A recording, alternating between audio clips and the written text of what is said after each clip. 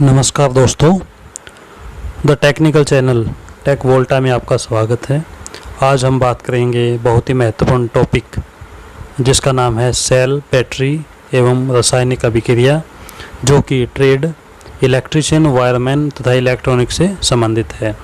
इसके अंदर वही क्वेश्चन शामिल किए गए हैं जो question DRDO, ordnance factory, Delhi metro, Noida metro, ISRO, UPPCL, UPRVNL इत्यादि टेक्निकल एग्ज़ामों में क्वेश्चन पूछे जा चुके हैं। उन्हीं क्वेश्चनों को इसके अंदर शामिल किया जा रहा है। मुझे उम्मीद है कि आप इन सभी क्वेश्चनों को ध्यान से पढ़ेंगे। तो आइए देखते हैं पहला क्वेश्चन क्या है। तो पहला क्वेश्चन है आपके स्क्रीन पे, वोल्टेज को बढ़ाने के लिए सेलों को खालिस्तान में जोड़ा जाता है। तो वोल्टेज को बढ़ाने के लिए सेलों को किस में जोड़ना चाहिए? तो सेलों को सीरीज में जोड़ना चाहिए। अगला क्वेश्चन है, धारा को बढ़ाने के लिए सेलों को खालिस्तान में जोड़ा जाता है। तो किस में जोड़ा जाता है? तो सेलों की जो धारा को बढ़ाना हो तो सेलों को पैरेलल में जोड़ना चाहिए। पैरेलल में जोड़ते हैं तब करंट बढ़ता है और सीरीज में जोड़ते हैं तब वोल्टेज बढ़ती है सेलों के मामले में देखा जाए तो। आइए देखते हैं अगला क्वेश्चन क्या है। अगला क्वेश्चन है, ऐसा सेल जिसको बार बार चार्ज किया जा सके खालिस्तान कहलाता है। तो क्या कहलाता है? ये सेकेंडरी सेल कहलाता है, जिसको हम बार बार इस्तेमाल कर सकते हैं एक बार यूज़ करने के बाद। अगला क्वेश्चन क्या है, एक ऐसा भी सेल होता है जिसको एक बार यूज करने के बाद में हम दोबारा से यूज नहीं कर सकते, कम्प्लीटली डिस्चार्ज होने के बाद में दोबारा से यूज नहीं कर सकते। तो ऐसे सेल को क्या बोलते हैं? Primary cell. आइए देखते हैं अगला क्वेश्चन क्या है। सेल एक खालिस्तान डिवाइस है। सेल क्या है? स्टोरेज डिवाइस है या फिर ये प्रोड्यूसिंग डिवाइस है? तो ये एक स्टोरेज डिवाइस है। सेल एक स्टोरेज डिवाइस है, प्रोड्यूसिंग डिवाइस नहीं है। आइए देखते हैं अगला क्वेश्चन क्या है। लेड एसिड सेल के डिस्चार्ज होने पर दोनों इलेक्ट्रोड खालिस्तान में बदल जाते हैं। तो दोनों इलेक्ट्रोड किस में बदल जाते हैं? लेड एसिड सेल में जब सेल डिस्चार्ज हो जाए तो इलेक्ट्रोड किस में बदलते हैं? तो ये बदलते हैं लेड सल्फेट में। आइए देखते हैं अगला क्वेश्चन क्या है। लेड एसिड सेल की नेगेटिव प्लेट बनी होती है।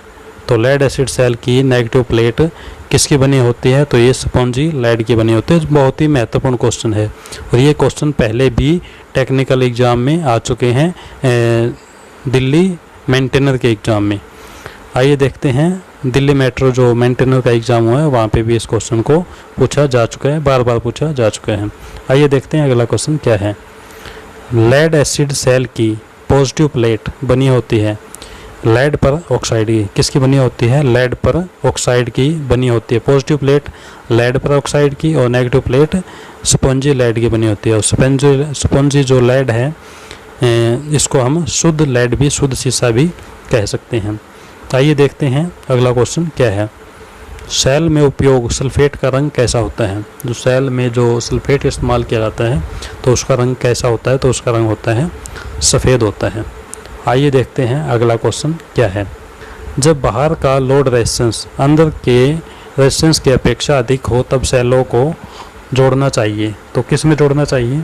जब सेल का बाहर का लोड रेजिस्टेंस ज़्यादा है, यदि लोड रेजिस्टेंस ज़्यादा है अंदर की अपेक्षा बाहर का लोड रेजिस्टेंस ज़्यादा है तो सीरीज में, यदि बाहर का लोड रेजिस्टेंस कम है तो पैरेलल में जोड़ते हैं। ये ध्यान में रखना है कि बाहर का लोड रेजिस्टेंस कम है तो इसका मतलब वजन पाँव पे होना चाहिए, मतलब पैरेलल में।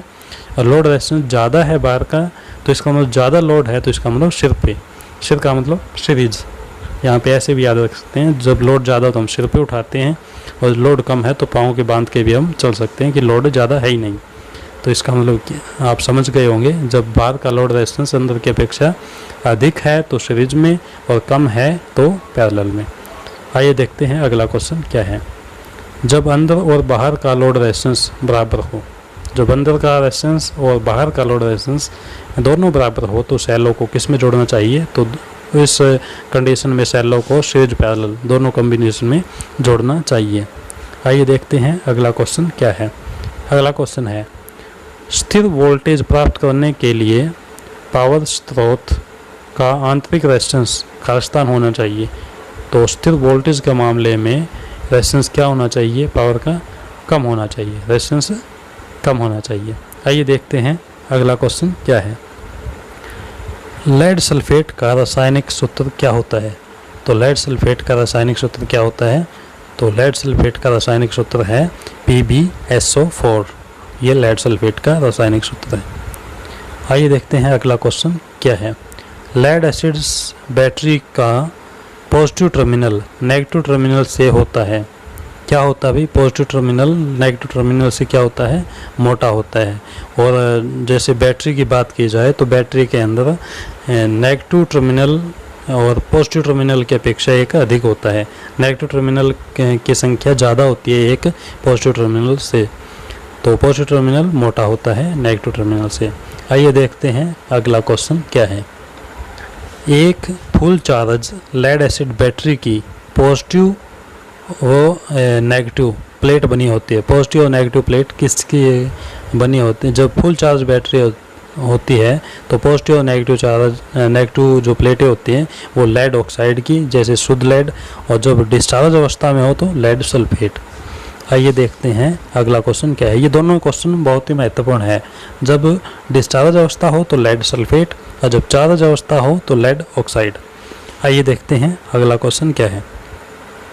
बैटरी को पहली बार चार्ज करने व डेड बैटरी को दोबारा से चार्ज करने की विधि को क्या कहा जाता है?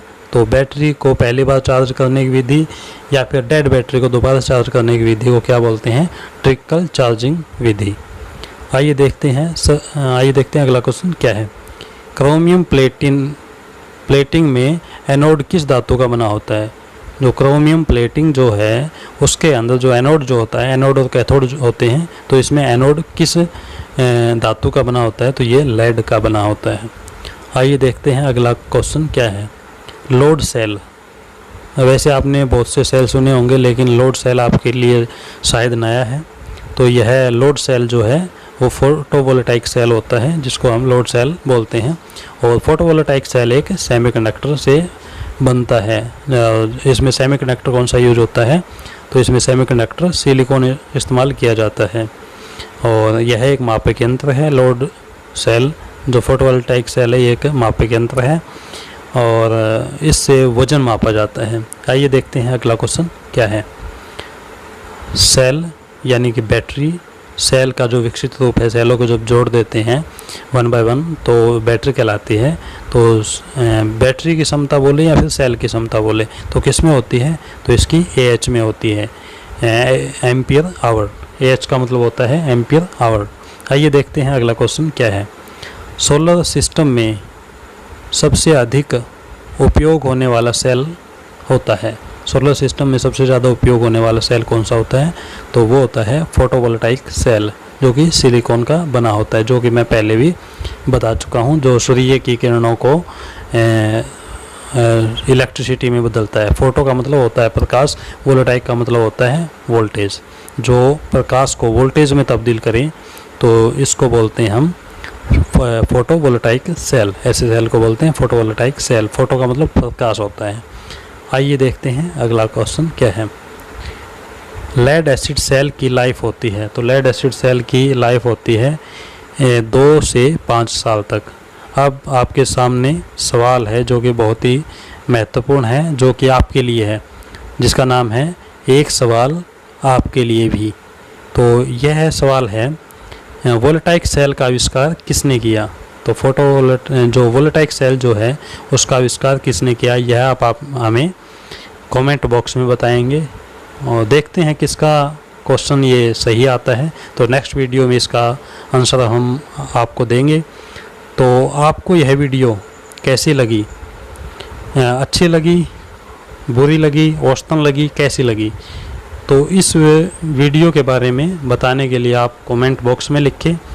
वीडियो कैसे लगी लाइक, कमेंट तथा शेयर के जरिए भी आप बता सकते हैं।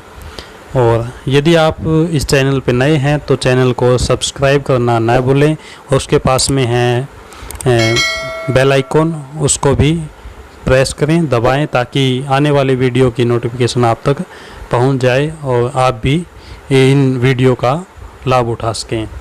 तो आप सभी का एक बार फिर बहुत बहुत धन्यवाद। पढ़ते रहिए, आगे बढ़ते रहिए, शिक्षित बनो, संगठित रहो, संघर्ष करो।